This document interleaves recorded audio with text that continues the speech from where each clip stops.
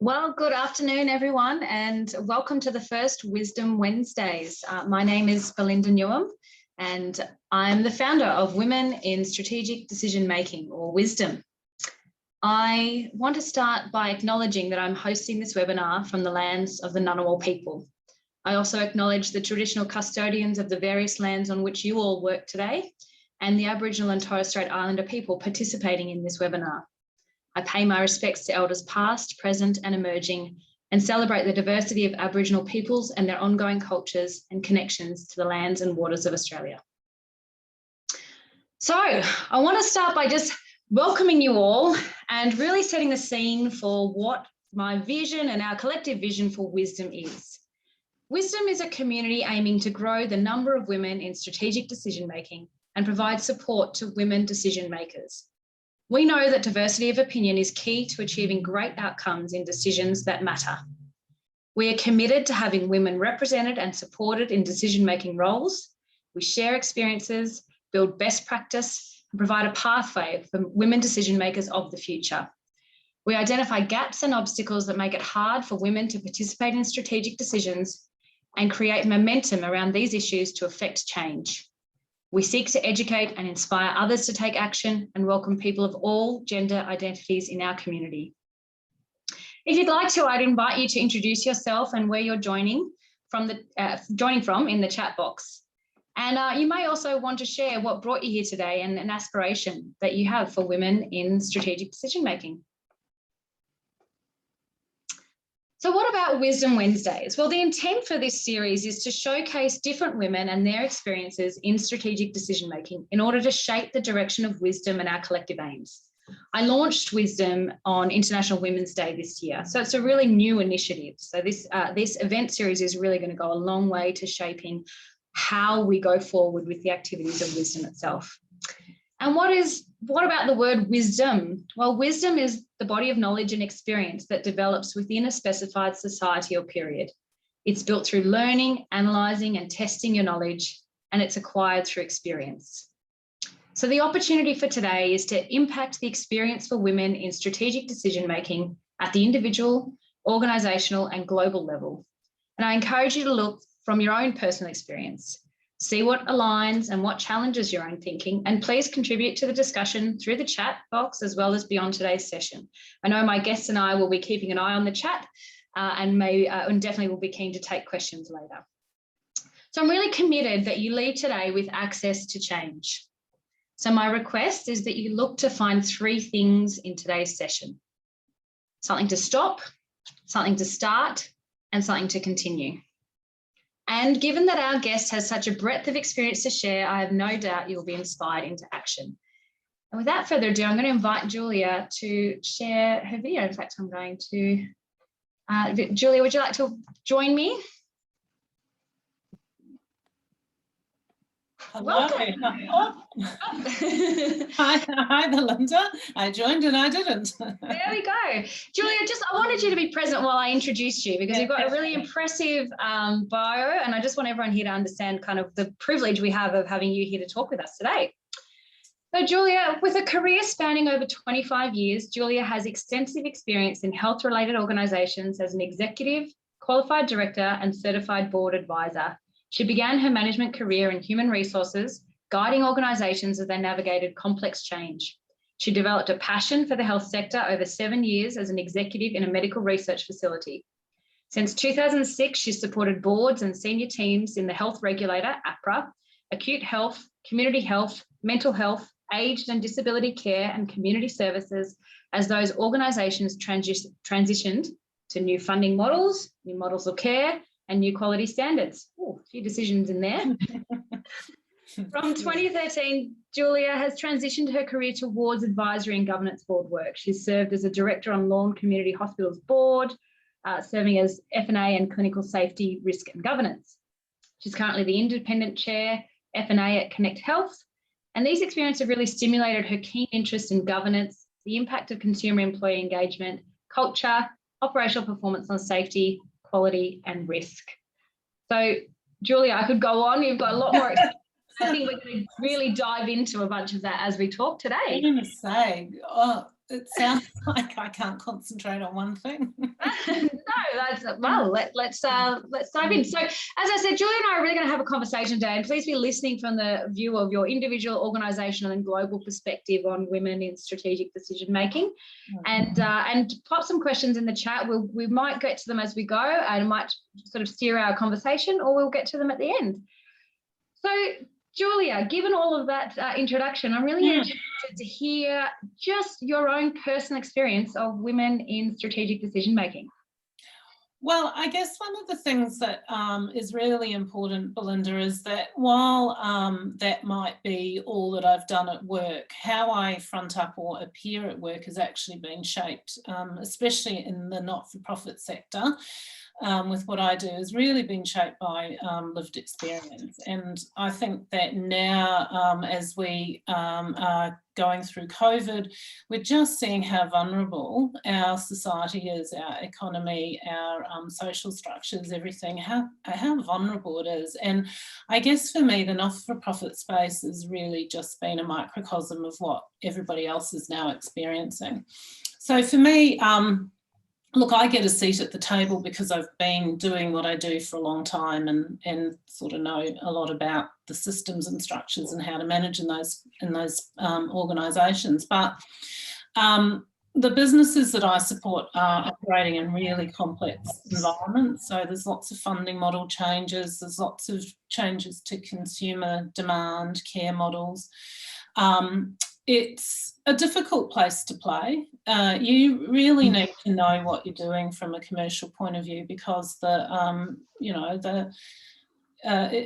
it's a not-for-profit, it's not for loss either. You know, you need to put money into the reserves or you're basically going into liquidation. So, and the people that work in there are often called to it. It's the call to care. So it's a vocation rather than a job. So that's the nuance. And I really love it because those organisations make such a difference to people in their lives when they're vulnerable and in crisis and in a spot.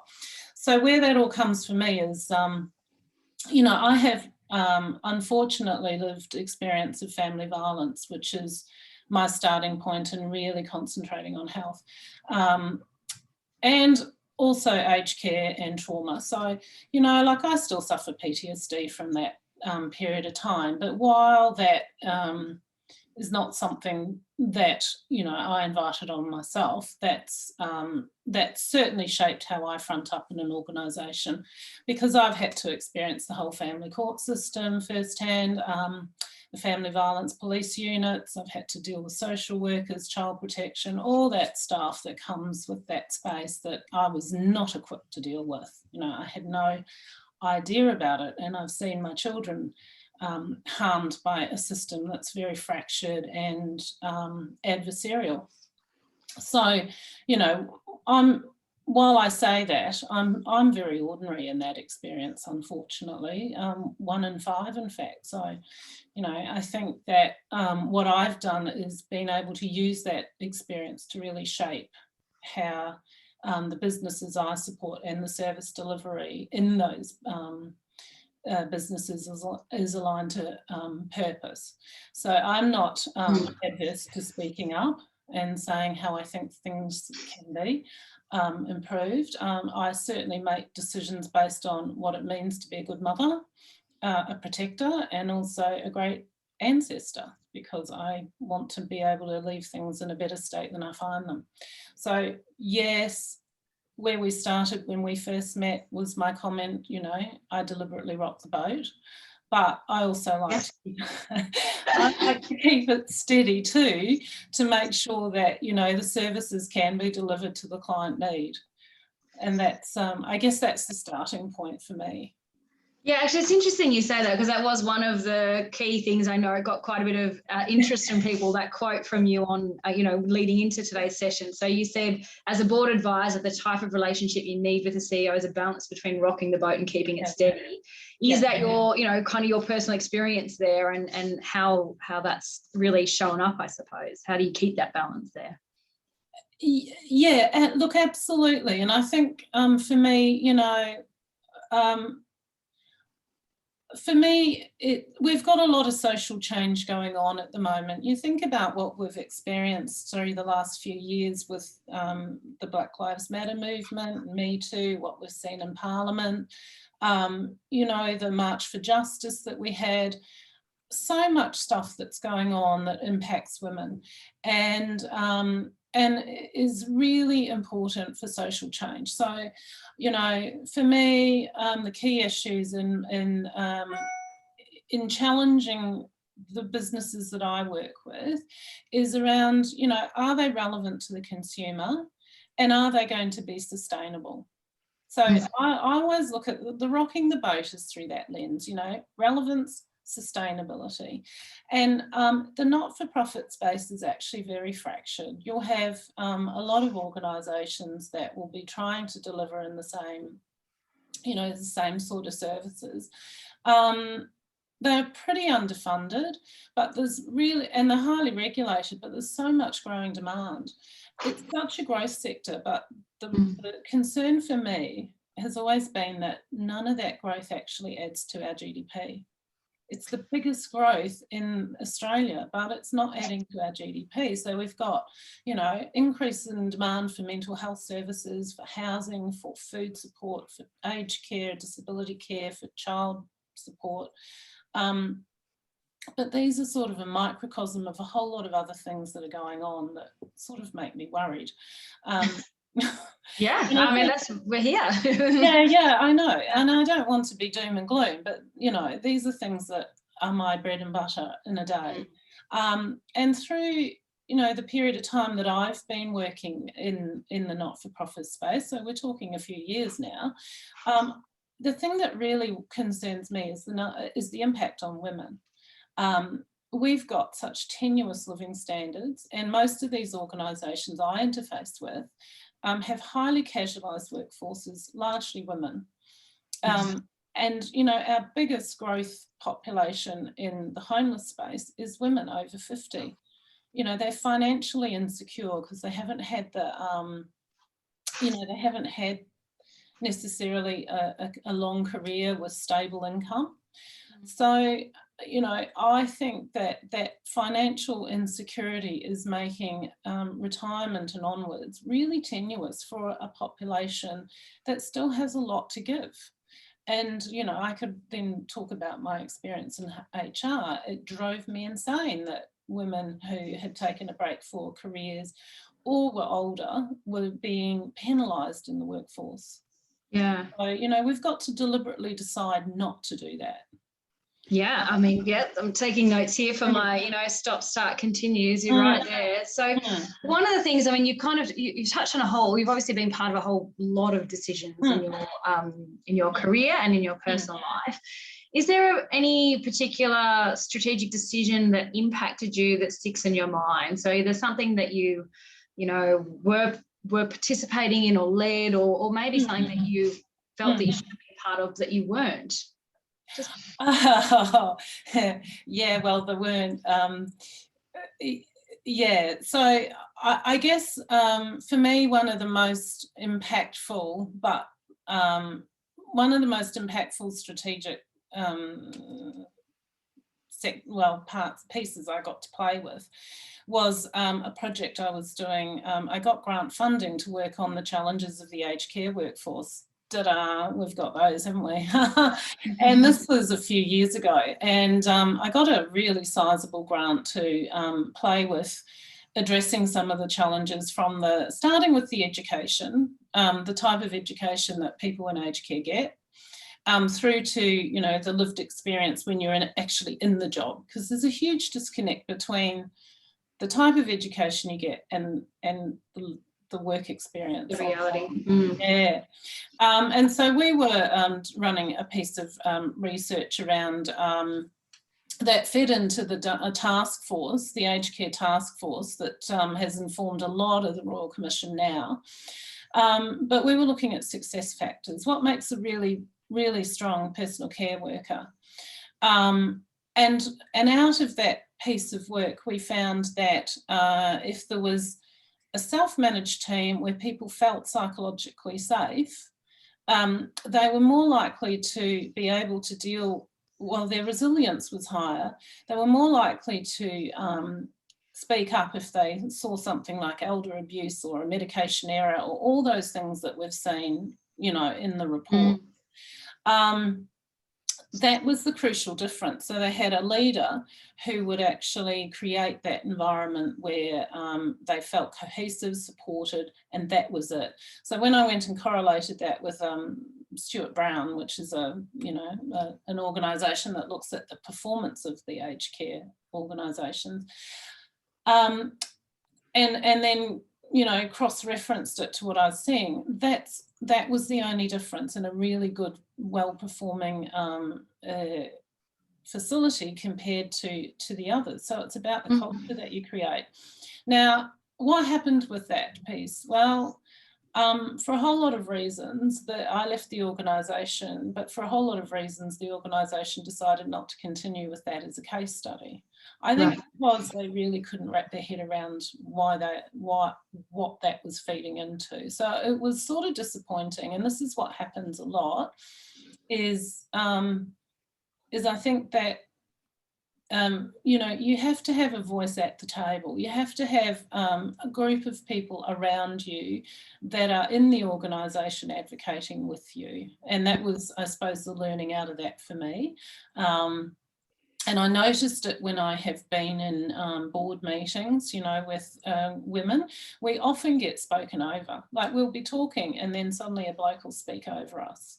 So some of us have actually navigated that by agreeing before we go in that if that happens to us in a board meeting, the other women are actually going to start following the conversation through. Right. And they'll tag team with each other. So we hunt in a pack. And for that reason, we actually get our point across, because there's nothing more frustrating than being spoken over and losing your thread. Yeah. And it happens a lot, unfortunately. So, you know, for me, moving forward, I think that we sort of need to make sure that our voice is heard and the gender lens is applied. Yeah. It's pretty active at the board level. Yeah, and I wonder if one of the things in what you were just talking about then, that decision that didn't turn out, the commitment got, you know, kind of put to the side, it's when people find it really hard to grapple with an intangible value or outcome they're going to get. And I do wonder, well, I guess it's a question for me, is there something about being a woman in strategic decision making that gives you a lens on some of that intangible value that you know, we can bring to the table in a different way? Absolutely. And one of the questions is from Pip is, you know, how do you navigate when you're the only woman in the room? Well, let me sort of step back to answer the question. So if we look at the not-for-profit space, and we're, you know, generalising, you could replicate this across most of corporate Australia, and you go, strategic decisions are made at the top, you know, they're made by the board at the end of the day. The execution is in the executive team and then through the organisation, but the strategy is set by the board. Now, there's a real disconnect between the decision-making body, which is the board, the workforce, and then the client and consumer. It's not common for a board director to actually understand or interact with the consumer of the organisation that they're a part of. That's becoming less so, I think, but it's still, you know, there. And so the lived experience is often missing. So if we look at the boards, they're typically, in the organisations that I've worked in, they're typically male, over 50 years old, white, tertiary educated, they've got an executive background, they usually have no experience around the services that the organisation's delivering, and, you know, not a lot of operational experience about what the organisation does, like they might have been a lawyer or an accountant or something like that. If you then go down to the executive level, they're usually male, they're usually over 45, they're tertiary educated, they earn over 200,000, they're in a permanent job and they're salaried. But then if you then go down to the workforce, the average worker in these organisations is a woman 45 plus, immigrant usually, who is working a casual hours and might be earning between sort of $23 to $35 an hour. Mm. So she's the carer at home, as well as working maybe an average of, you know, if she's lucky, 20 hours a week. Now, then if you look at the clients, so in the not-for-profit space, there's a difference between the client and the consumer, because the client's usually the family member that's looking after the consumer. The client, which is the family member, is usually a female over 50 who's juggling work as well as caring for the consumer or the family member for them. It's usually mum or the oldest daughter. That's typically the way it goes. So the issue is that, you know, there's such a disconnect there between the lived experience of the decision maker and the user of the service. So, you know, we need to make sure that the client is at the centre of everything that's done. And the Royal Commission shows that this is just not happening. You know, we've had Mental Health Royal Commission, Family Violence Royal Commission, Aged Care Royal Commission. They're all saying the same thing. We need to elevate the consumer to the centre. And, you know, it shows that we're not, because our directors and officers liability insurance has risen this year 230%. So it means that risk is sitting elevated at the board level. So what do we do about it? And that was the question, so a long way round. I think we've got to redefine what power is, because it's not about control and domination. It's not about at the expense of other people, and it's not about you know, oppressing expression, which is sort of what I've experienced through my career. We've sort of replace it with something that's a little bit more relevant to our changed times. So we're crafting execution in a different way. And, you know, I've got the experience at the moment, first time in my entire career, which is woeful given it's been like 20 plus years, of working with a predominantly female executive team. Oh, yes. And man, what a difference. It's just phenomenal. Like, so I was reflecting on why it's phenomenal. And I think the starting point is that when I walk into the executive, the first question at the meeting is not about the sports results for the local weekend sport. It's not that locker room banter and competitive rivalry that you get in with all the blokes. It's actually, the first question is, how's the family and how are you going? You know, like it'll be, you know, what are the kids doing? How are you going? How's work? How are you finding, you know, is there anything that we can do to help each other? So it's that whole self-care, care for others is front and centre. And I do find that because there's that gentleness there, people are a lot more transparent about, you know, what's going on for them. What's actually happening. More vulnerable, yeah, more vulnerable, more realistic, not trying to hide and pretend that they're not having the cat and the dog and the kids and the everything else wandering past the back of their office. You know.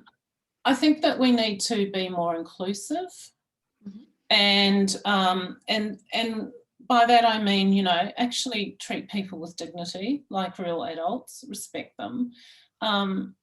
It builds cohesion in a team when you treat people like that, and not expect results out of them, but, you know, be patient, experiment with things, and actually just, I suppose, give people leeway to say, well, you're going to deliver on the results anyway. They do. I find in my, you know, given I have spent a lot of time in HR, very few people don't come to work just because they don't want to deliver or do a good job. There's usually something else in the background if the wheels are falling off. I think the other point that I've noticed in doing things differently is that power is shared. So there's zero tolerance for bad behaviour, but there's a lot more transparency around what's going on in the business and what the challenges are. You know, status quo is questioned. So there is pushback around, you know, are we just doing something because we've always done it like that? There's a questioning around the traditional approach. And I think people are being held accountable to collaborate. So that connection collaboration piece is really important. I just want to ask you a bit about that, actually, because I think, you know, collaboration, you've sort of touched on it a bit, and I can see that Joanna has appreciated your hunting in packs analogy there too, which really resonated with me as well. But kind of where do you go to? So in your experience, where can you go to for support on decisions that you're making? And if those are strategic decisions that, you know, at the boardroom table as an advisor to a board, or decisions, you know, that impact other areas of your life, and, you know, where do you go to for that support? Yeah, and I guess it goes to answering Pip's question too about, you know, what do you do if you're the only woman in the room? Well, you know, you have to, actually, it's a lonely spot, that.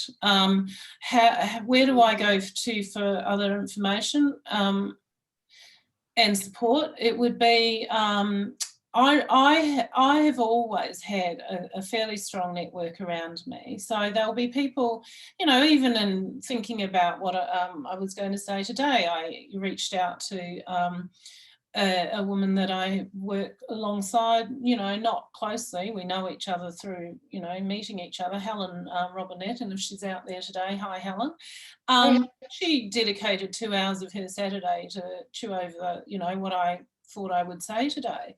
And, you know, so that's typical. Like, I find, particularly now at my age, I'm deliberately reaching out to women more and more to ask their frame, their advice, their thoughts. There's lots of women who are senior who have got a real, you know, they've got a lens that they can bring to things that, and a shared experience that is relevant to me, as well as the data. So I will do two things. I will go and look for, I'm a bit of a nerd. I like to have a lot of data and evidence before I'm doing any strategic planning. So knowing some of the people on this call, I'm sure you've got a lot of people nodding right now. Yeah. No, I mean, look, I'm not touchy-feely like that at all. I like to know what I'm dealing with. So if it's a strategic decision, we do a lot of prep work first. We understand what the competitors are doing. We understand, you know, what the strengths of the business are. We understand our purpose, and if we don't, then we clarify that, and we get all our financial data. We get all the market reports. We just, you know, we do all of that. I will understand my workforce intimately. I spend a lot of time talking to people too, so I know them from a rapport point of view. Look, I think once you've got the data, then you go, I personally like to talk through it with other people. I don't start from thinking I'm right. I always like to have a view, but I don't create a solution front off. I actually like to know what the problems are, and then just, I call it strategic procrastination. I sit and delay on it because after a while, you know, you get the connecting dots. I don't think it's helpful to rush these things, and oftentimes, you know, strategic planning is a bit rushed. But to me, the gold is actually in taking your time, talking things through with people, getting their perspectives, checking with the client, what's the client need here, what's the employee experience, looking at all of those things. What are the competitors doing? Where are they, you know, where are they not covering something that we could do? And that's where the gold often is. I also think it's helpful to have a framework to work within for strategic planning. So, you know, people talk about the SWOT and stuff, but personally, I like using a combination of something like Porter, the Porter model, which is needing modifying now, but the Porter model alongside something like McKinsey, and mash them together, and then do a looking at where the organisation is in its growth and maturity, where is value created across the business. And then once you've got all that data, you can go out and you can check. And I think for me, it's been really important to have a few deep thinkers in my network that I will go and you know, they don't often sit inside the business at all. In fact, I probably prefer them not to. And I'll go and just, you know, ask for their time and run them through. I'll share data with them, but I do it for them as well. You know, like I'm often reviewing papers or thoughts, you know. Reciprocal. Yeah, it's reciprocal. It's shared. Women do it a lot, men less so, but the women are doing it more and more. And I think, you know, that's the way that you see who's tackled a similar problem in a different sector. That transferability, that translation across. Yeah. So one of the things that that I know we've had, and I know you're part of our LinkedIn group, which we've got some links in the chat as well for people to join if they're not. One of the conversations that has come up in there is around what do we mean by strategic decisions. And what I'm really passionate about is that we have the ability to impact decisions that matter to us. So I'm kind of interested in understanding for you what comes to mind when you think about decisions that matter to you. Yes, no, that's a really good question. The decisions that matter to me are always through my are always going to be seen through my value set, unfortunately, you know. Well, not unfortunately, they are. Not unfortunately, the decisions that matter to me are going to be, as I said at the start, I want to see that I've left something in a better state than I found it. I'll make strategic decisions based on, is this going to meet the organisation's needs, the client's needs, the employees' needs, and you know, how is that going to translate into service delivery? A very, you know, it's not quite a strategic decision, but it sort of is. I had the situation one Friday night, and I think I might have said to you, I'm not sure, I can't remember, Belinda, but so I was in my office tidying things up, and I got this really upset woman who was one of our in-home carers come to my office in tears, beside herself, because the organisation had like paper-based timesheets, manual, you know, she had to fill in her hours, get someone to sign it, blah, blah, blah, to be paid. And she'd put her sheet of paper on the top of the car and it had blown away. And so she'd taken it to her manager, and her manager said, well, she had no proof of the hours that she worked, so they weren't going to pay her until she could find it. Now, you know, my starting point is, the business had decided to use a paper-based piece of paper, not digital. And, you know, we were asking her to care for our client, and yet we weren't caring about her. Now, I happen to know from her conversation with me that she was a single mum with 2 kids, and she had no money left in the bank because, of course, you know, she's living paycheck to paycheck. So she was distraught because what was she going to do across the weekend? Now, you know, I sort of get that. I've been in that spot myself. And so, you know, we toddled off down to the bank, and I'm not saying this from, you know, any generosity of mine, but as an executive in a business that's based on care, that says you trust you trust your staff, you treat people with respect and dignity, those were the values espoused. How can you then turn around and say, oh, sorry, you know, your piece of paper's gone, you're not getting paid?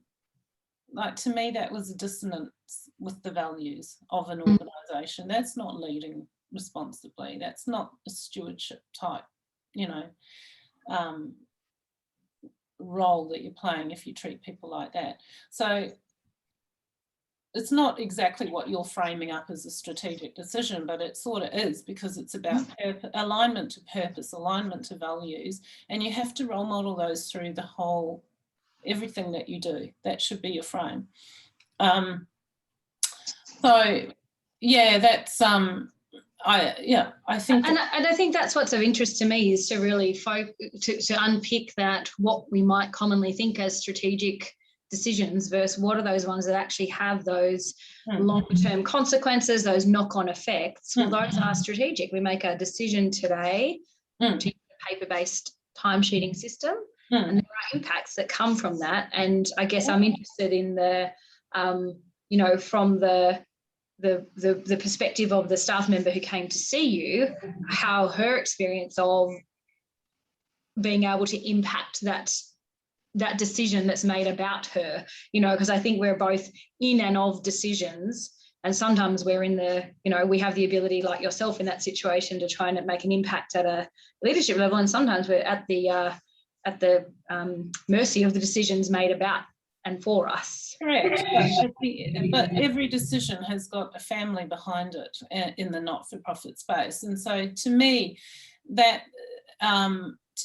is, you know, so important that you keep that in mind, because anybody sitting in a boardroom can make a strategic decision. It's in the execution of what that looks like that the gold is, and that's where we fall down.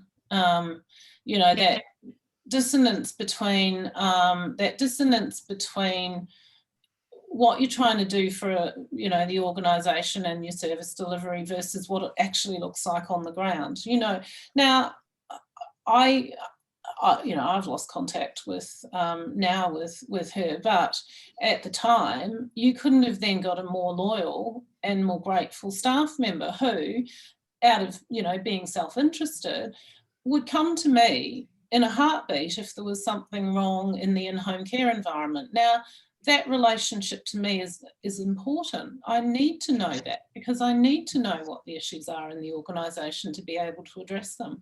There's 1,500 people in this organisation, you know, it wasn't small, but you get a feel for what it looks like on the ground, that needs to be then filtered up through all the mechanisms that go up to a board.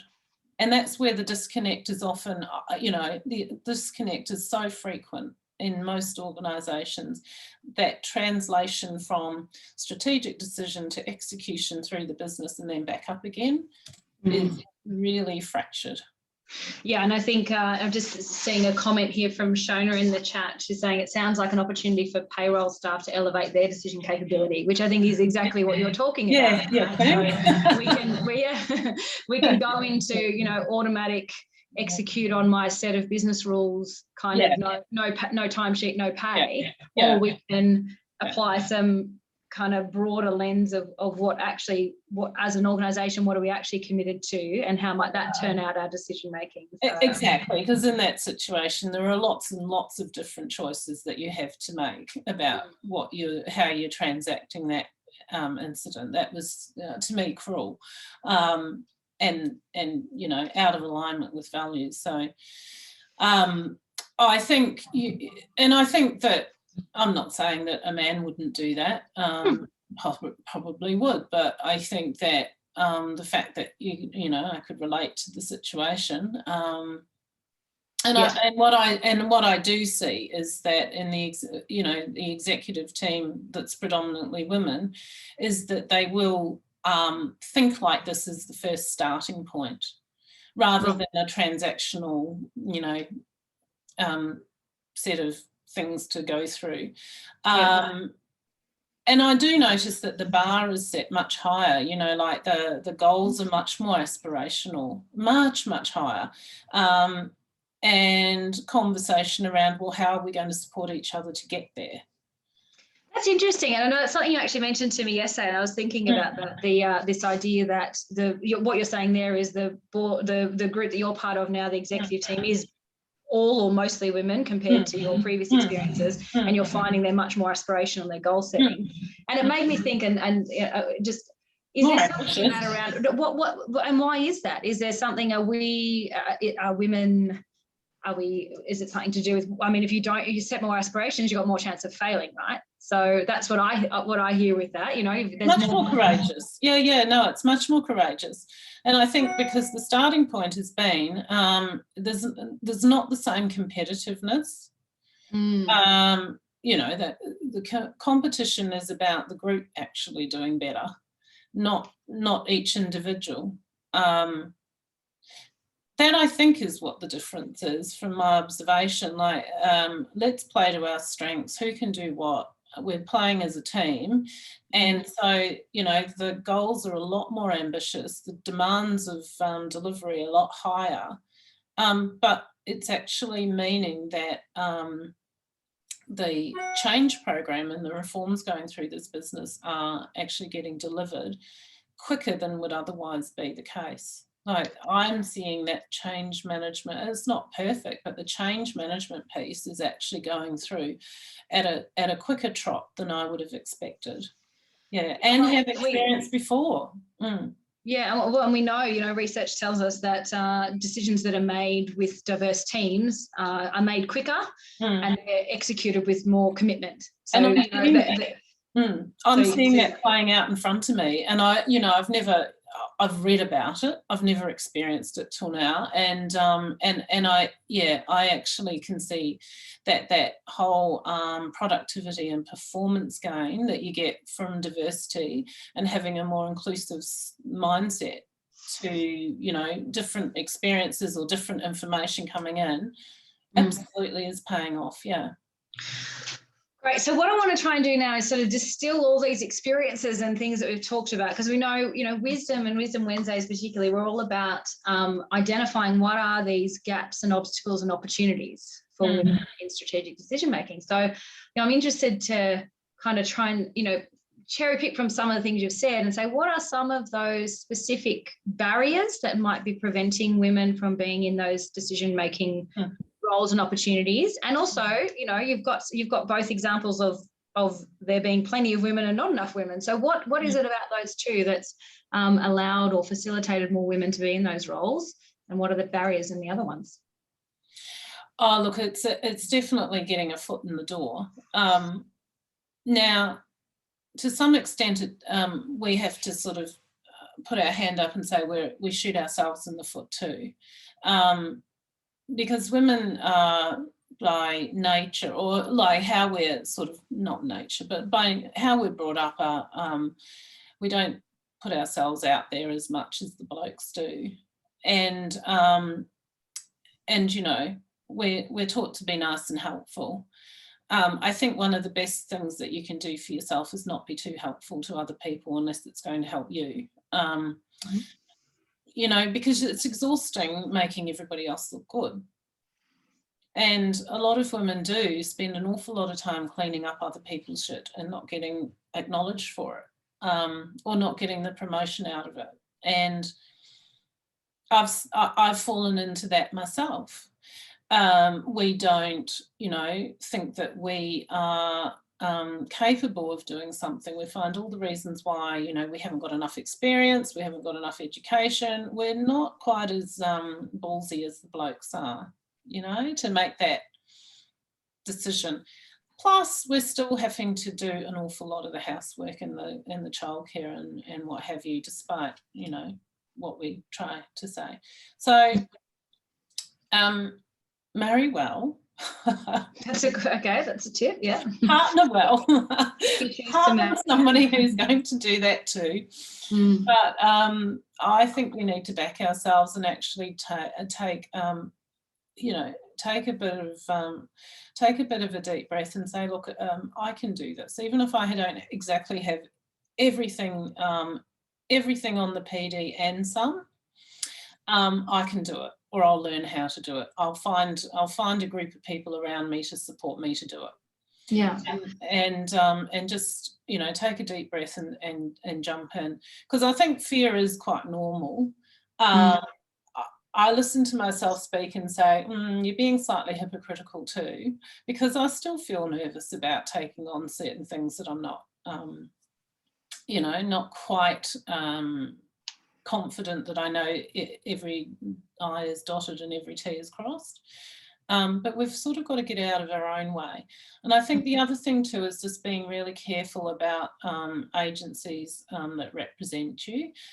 Look at the track record that they've got about appointing women into senior roles, or just women into roles in general. Like, what do they do to position the rate of pay that you're being given? What are sort of the gender lens across their recruitment processes, because some of the the recruitment technology that we use these days is coded in such a way that it picks up career breaks and then will discard the resume. So it's better to try and do that personal conversation first and look for who they've appointed into earlier roles, because if it's a lot of white men, well, probably not worth putting much effort into those organisations they're representing. Or more effort, who knows? But I guess, I mean, that's sort of the next bit there. So that's really, because, we're talking about this individual and organisational level. What about the organisations, given we're, sort of stepping back a bit and looking at that broader picture? What can organisations do you think? And I think organisations are having to take this really seriously now, especially off the back of the last couple of years and all the social change that's going on. In Victoria, we've got a lovely piece of legislation that's come through this year called the Gender Equality Act, and it's only applying to some some of the public type facing organisations, but I think it's going to be a very impactful piece of legislation, because what it requires a whole vast group of organisations to do is look internally at their own policies around gender equality. But the second piece of the Act requires you to look at your services and how the gender lens on your services and how you might actually have bias in there. I think the learning from that, the learning from the public sector, higher education, local government, businesses that are covered by this piece of legislation, the learning out of this is actually going to be taken up by corporate Australia. It has to be. And it behoves us not to from a business point of view, because it's quite obvious what the impact on the bottom line is of not doing it. And I don't think women are going to tolerate it. If you look at, and we have to keep that going, that whole March for Justice sort of movement, the Me Too movement, we have to keep the pressure up and keep going. And business, in my experience, the not-for-profit space is taking on more and more of what the government used to do years ago. So for the not-for-profit space, we need to be really conscious that we're elevating women into decision-making roles, because that makes it really relevant for service delivery and how you shape those. You need to have women at the table and consulted. You have to ask your consumers properly, as well as your employees properly, about what gets in the way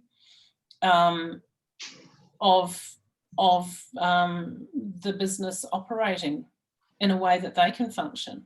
I'm concerned about the amount of casualised labour in the not-for-profit. It makes it very hard to get a mortgage, get stability of income, to save. It actually reduces your living standards by choosing to work in a sector that's growing.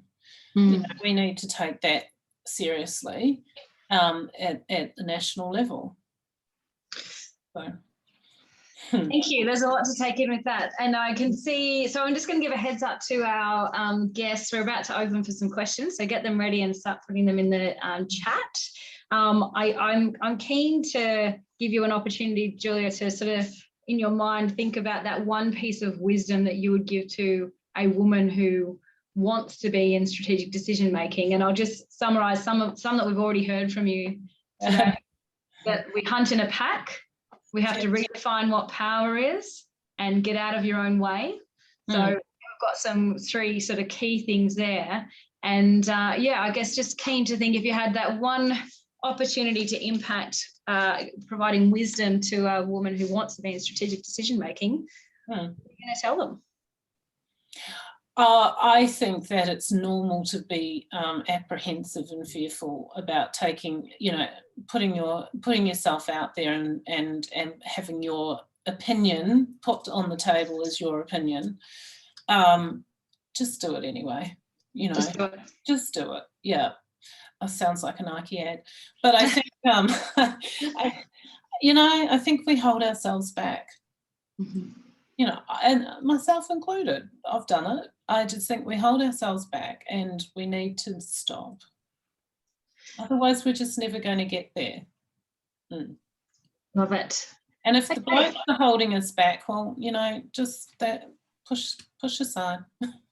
Well, and this is a good, so start sending your questions through on the chat to our guests. And I do just want to point out that, of course, we do have men and women on the line today and in our group. And so there's an opportunity for, you know, to really recognise those, you know, if you want to call them male champions of change or other advocates that we can have there to maybe not push us out of the way, but to pull us forward into. Oh no, and for me, you know, in my career, the people that have sponsored me and given me the most steerage in my career have been men who've been incredibly supportive. And I would say too, you know, working last year in the family violence space, setting up a different program, you know, the male counsellors in that space were just incredible. I learned a lot of, you know, how men engage with people of both genders or all genders by working alongside them. You know, I think we've got a lot to learn from each other, but the traditional role stereotypes are so damaging for everybody, and that's what we need to sort of, you know, break past. So this is not about, you know, men don't have a place, but men don't have a place when they don't actually share experience and are restricting everybody else. Yeah. Okay, Don, who's been assisting behind the scenes, is just checking if we've got any questions coming through. And I guess the other thing, as we committed at the start, was that everyone would leave with some access to action. So something to stop, something to start, and something to continue based on today's discussion. So I think, you know, for me, there's some clear opportunities, particularly I like about your three that I already mentioned, you know, the hunt in packs, the getting out of your own way. I really appreciate that. And I think the other thing for me, a start is really being an advocate for bringing other women into the yeah. And it used to be that women didn't. It used to be that women in senior roles were quite territorial and treated other women poorly. I see very, very little about that now. I think women are much more prepared to collaborate and help each other, or help everybody actually, but help each other succeed. It's a different generation and a different way that we lead in organisations now. Yeah, so, and that's probably a nice segue into a question we've just received actually. So a question about intimacy. So the men seem to be able to act with each other in a way that would be inappropriate if I did that. So as a female, how do you navigate this? Look, I don't know that you can. I know what that means, you know, I think I know what that is heading or means, in that you know, I've been in situations in a science business where all of the decision makers except the CEO and I were men, and you know, they would go off to golf and we'd be left by ourselves. But actually it was a good relationship because we got to talk about the business and what needed to happen and how we were going to steer it. So, you know, we were collegiate. Maybe it's a little aggressive to say we hunt in a pack, but we were quite, you know, deliberate about how we needed to support each other and what we were there to achieve, and it didn't actually stop. I think that question goes to the thing I was saying at the start, that my experience of executive teams that are male has been like a sports locker room.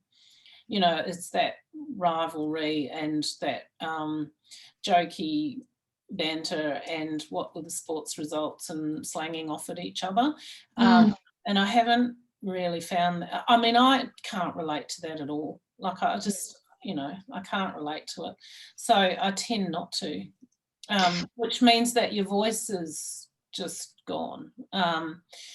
Yeah, well, that makes me think, because I mean, one of the opportunities obviously for this series is to really identify what some of those things are that we don't really have an answer for or a way to navigate. So it makes me think that particular aspect of, you know, being a woman at the decision-making table might be something for us to look at in wisdom. Yeah, that's right. And I think it goes to educating the blokes about what that gendered lens looks like and how isolating that is, because I don't think it's deliberate.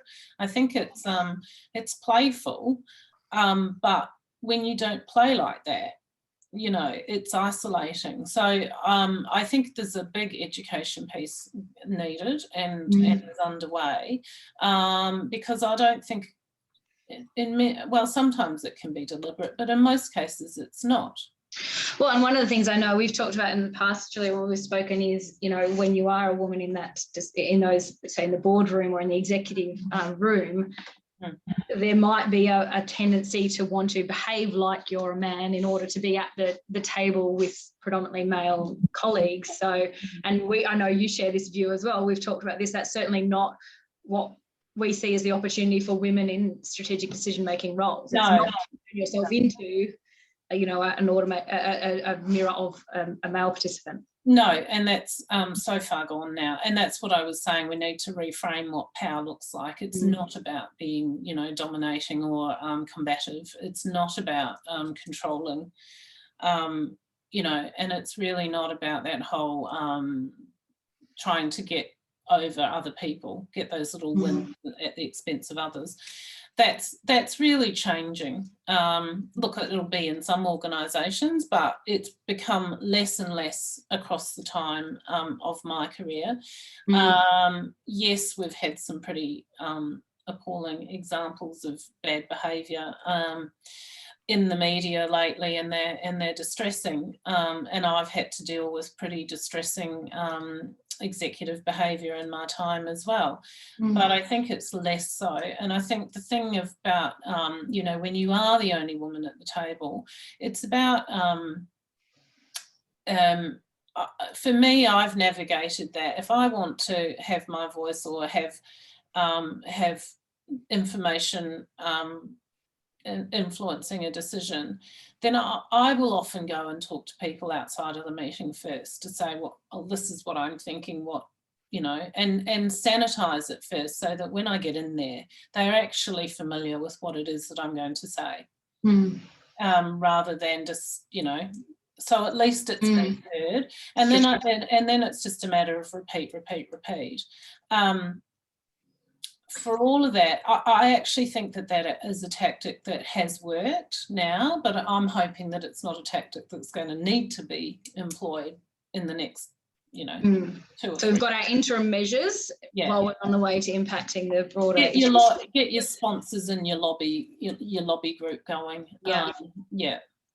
We've got time. I've just got one more question. We've only got a minute or 2 left, but given the question's about time, it seems like an opportunity. So given the amount of things that women are accountable for in everyday life, you spoke to some of those already, how does time impact decision-making? Well, it does, because your bandwidth is so stretched, you know, when you're trying to think about, you know, who's got to be where, by when, and, you know, navigate other people's demands. It can be overwhelming. You get that cognitive overload. The way I've dealt with that, and I've put it off for many years, is really starting to embrace the mindfulness piece, so that you create a pause between, you know, getting information, pause, and give your brain time to settle to then think about it. And I'm having to, you know, badly apply that technique in all of life, whether it's at home or at work, because, you know, I've got 2 kids that I raise on my own, and I have a portfolio career, so it is pretty busy. And I do find that unless I'm very, you know, organised in doing that mindfulness piece, then you can't be in the space to make sensible decisions. You're reacting rather than thinking things through. And I don't think that's what I was saying before. You've got to give yourself time. Yeah, and and I do. Strategic procrastination is what I call it now. That's what you call it. I know, I like that one. I do wonder too whether there's an element of not seeking out more decision making because of those, as the shown in the questions asked, because of those existing accountabilities, and we hear about decision fatigue. Basically that overload of things. Yeah. Am I really going to go out and look for more opportunities to impact in my workplace or out in the world? It's Yeah, and I think it's about prioritising where you put the most effort, which is why I say don't be too helpful to everybody else. You want to do things that help you and that you get acknowledged for, not exhausting yourself making everybody else look good, because we have got a lot on our plates. And to be honest, you're not fair to anybody if you're overloading yourself. It is a real challenge, but I find maybe that's why this executive team of predominantly women are quite good, because we have all just grown up having to do an awful lot.